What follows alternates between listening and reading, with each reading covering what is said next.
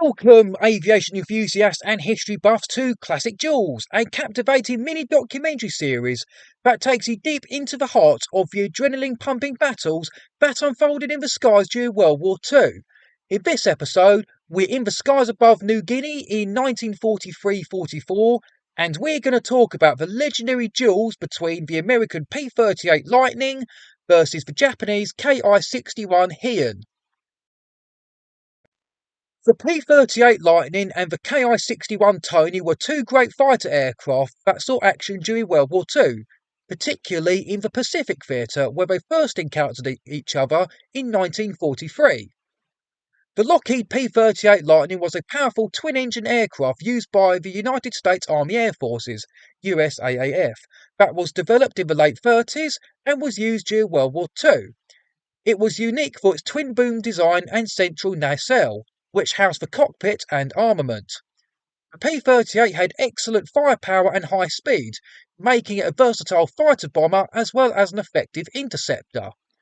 The P-38 first saw combat in Europe and North Africa, but it went on to play a significant role in the Pacific theatre. It was used for various missions, including escorting bombers, ground attack, and of course, photo reconnaissance. The Kawasaki Ki-61 Hien, commonly known as Tony, was a Japanese fighter aircraft developed by Kawasaki during World War II. It was the only mass-produced Japanese fighter to be powered by an inline engine rather than a radial engine, and it had an engine similar to what you get in an earlier Messerschmitt Bf-109 and Bf-110. The Ki-61 Tony had a sleek and aerodynamic design, and it was well armed with heavy machine guns and/or cannon armament.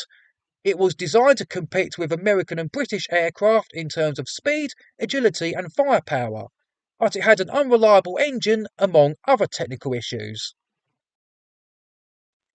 The P-38 and the Ki-61 would face off in various engagements in the Southwest Pacific. While the likes of the P-39 Airacobra, P-40 Warhawk and F-4F Wildcat held the line and proved their worth against the Japanese A6M-0s and Ki-43 Hayabusas, the P-38 in this theatre represented a major improvement in Allied air power. So the Japanese felt like they had no choice but to desperately deploy the not ready yet Ki-61 into service. While not as agile as the Ki-43 Oscar, the Tony was really the only fighter at the time that could really match the P-38. It was fast and could dive with a P-40, and it had armour plating. The P-38, with its twin engines and high speed capabilities, had an advantage in terms of speed and altitude, and also packed some deadly firepower. Its long-range capabilities allowed it to engage enemy aircraft at distances where the Ki-61 might struggle to compete. The Ki-61 Tony, on the other hand, was more known for its agility, but also packed some decent firepower. The Tony, being a smaller single-engine fighter, could easily outmaneuver the P-38 in a close, slow and tight-turning dogfight. Plus, its decent armament and diving capabilities also posed a serious threat to the P-38 Lightnings. Another fact that's also worth mentioning is that the Ki-61 was one of the few single-seat fighters that was capable of reaching the B-29 superfortresses at altitude.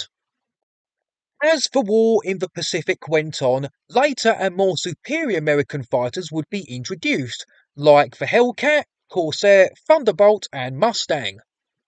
The American pilots would also enjoy better command and control, and would employ superior tactics, knowing full well to keep the speed up and never turn with a Japanese fighter.